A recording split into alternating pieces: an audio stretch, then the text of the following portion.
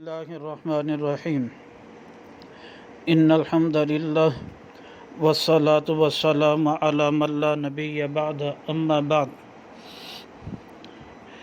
عقیدہ ختم نبوت کے بارے میں حدیث نمبر 103 بیان کی جا رہی ہے۔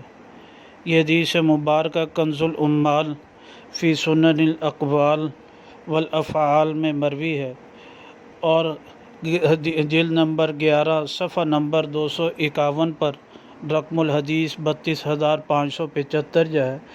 حضرت ایاس بن سلمہ بن عقبہ رضی اللہ تعالیٰ عنہ فرماتے ہیں کہ نبی پاک صلی اللہ علیہ وسلم نے فرمایا، ابو بکر خیر الناس بعدی الا ان یکون نبی، فرمایا ابو بکر جی سوائے نبی کے میرے بعد سب انسانوں سے افضل ہیں۔